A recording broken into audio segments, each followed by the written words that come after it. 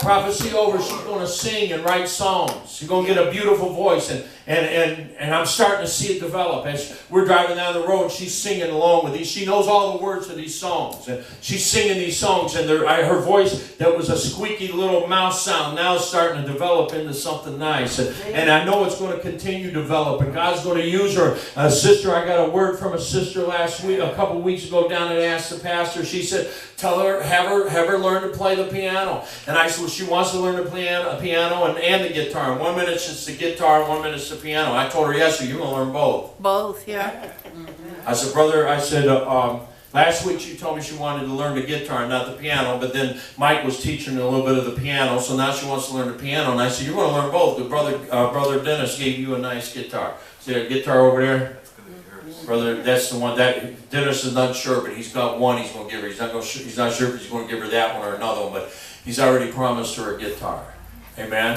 So you know what we're going to do? We're going to keep praying. We're going to keep developing her, keep teaching her, and God's going to bless her and use her.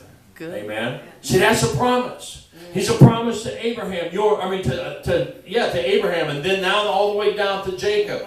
Your seed will bless all nations. Amen. My seed, your seed will bless the nations. Amen. Somebody said, well, I don't know about that, man. You don't know my seed. My kids are a mess. Keep praying. I'm talking to you if you don't know. I know. Keep praying. Keep praying. Keep praying and proclaiming the word. Amen. Quit cursing them and talking about how horrible they are, and start blessing them and tell them what they're going to be. I called my granddaughter up here and I laid hands on her and I said, you will be the woman of God. You will serve God. You will be holy. You will be a blessing. You will sing to multitudes. You will preach the gospel to multitudes. You will be blessed. You'll not be a borrower. You will be a lender, and you will be blessed prosperity and financial prosperity. Amen. Speak the words over. My son, was telling somebody, my son, when he was little, he used to aggravate me so much, and I'd always call him, I'd always say, quit being stupid, and sometimes I'd get mad and call him stupid. And I repented of that after I grew up, and after he grew up too. That was a slip of the word, but that was a Floridian, what do they call it? Freudian slip. Floridian slip. I had to grow up too. Yep. And I repented to him. I was driving to pick up Nevaeh from Talia from work one day, driving out there, and I was listening to a preacher, and I started crying. I called my son and told him I was sorry. This is more than one time. But I called him last week, and I said, son, I know I've asked you to forgive me on many occasions for calling you stupid and names when you were little. I said, I want you to know I love you, and I renounce that. I break that. I break that spine of that devil, that it can't grow back and come back into your life. Because you are not. He said, Dad, I know I got stepchildren now. And he said, I do the same thing. And I said, don't. I said, don't be like me. You bless those children. And I said, son, I bless you. Listen to what I said. Now, this boy's not serving God. I said, I bless you to be the man of God that God called you to be. You're going to be a man of integrity, a man of prosperity, and a man that will do the right thing. And I don't remember everything I said, but I blessed him. And you know what? God's going to do it. Yes, he is. That's God's going to do it. Yes. God's going to change that young man. He's going to become a man of integrity and a man of honor and a man of prosperity, a man that won't have to go around borrowing money and begging from people. He's going to have money to give. Amen. I'm going to bless you too, Tanya.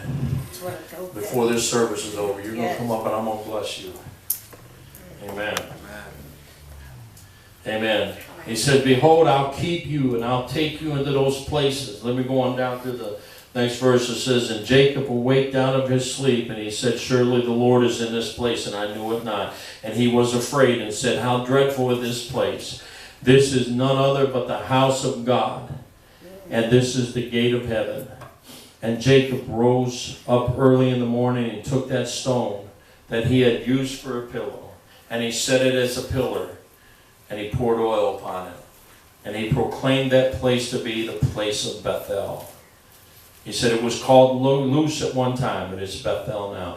And Jacob vowed a vow. Now listen to this. Jacob vowed a vow, saying, if God will be with me and will keep me in this way that I go, and will give me bread to eat and raiment to put on. How many of you know that that's blessed? Yes. We talk about prosperity and blessing. If you got food to eat and raiment to wear, a roof over your head, and in our day and age, a vehicle to travel in, you're Thank the blessed. Lord. Thank the Lord Amen. every day. My daughter, she went into this place, and she said, Dad, I know we don't have a whole lot, but when I compare myself to what many of these girls have, I'm a wealthy person. Yeah. Yes. Amen.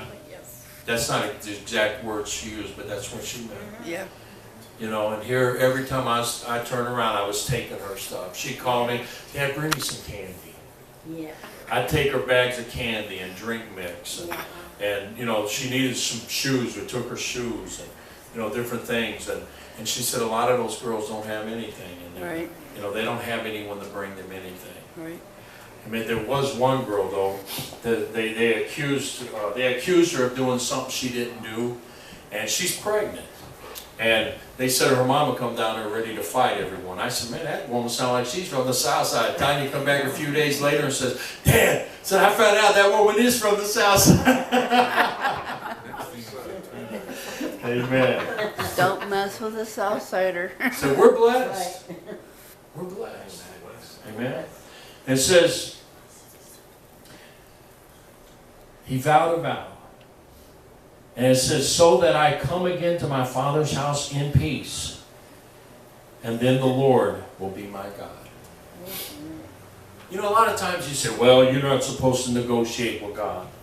Why not? Why not? God, if you keep your word to me, I'll keep my word to you. And then do it. Because he will always keep his word for you. Yes. Amen? Yes. And I'm not going to say it won't be hard, because sometimes when you tell God I'm going to do it, the devil will do everything he can to keep you from doing it. But you know what? You do it anyway. I'll never forget my brother. He was like a brother to me. One of my best friends lived with me for years. He come to church and started serving God. He got up and he said, I'm going to serve God. I'm not going back again. See, he had backslid previously. He said, I'm not going back again. I'm going to serve God. I'm never going to quit going to church again. A few months later, he quit going to church. Stayed out of church for years. December before last, I went to pray with him the last time. He gave his life to Jesus and then left this world. Folks, you know, many things could be avoided. Now, I'm not saying, you know, like I was telling Brother Dave, he said that he thought he had that cancer because of his backslide. And I said, brother, don't think that way. I said, because that could have happened whether you're serving God or not. Right. But I do believe that there's many things that we could have avoided if only we would have obeyed God. Yes. I told my daughter just the other day, I said, you know something, we're talking about her mother. I said, I believe your mother would still be here if she would have been serving God all those years. Because when me and her, when I got saved, she came to church with me for a couple years. She had Tanya, we were going to get married. She decided she didn't want to be with me or serve God. She left the world, left the church, went back out in the world, started doing drugs and struggled on and off for her whole life with drugs, and died at age 54. I'm going to tell you something. We abuse our bodies.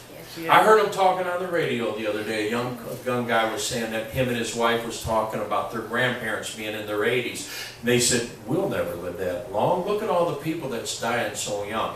Well, you're dying because you make the wrong choice. Right. You know, people that are my age, that I grew up with, that when I quit doing drugs, they continue to do them for the next 30, 40 years. Yeah.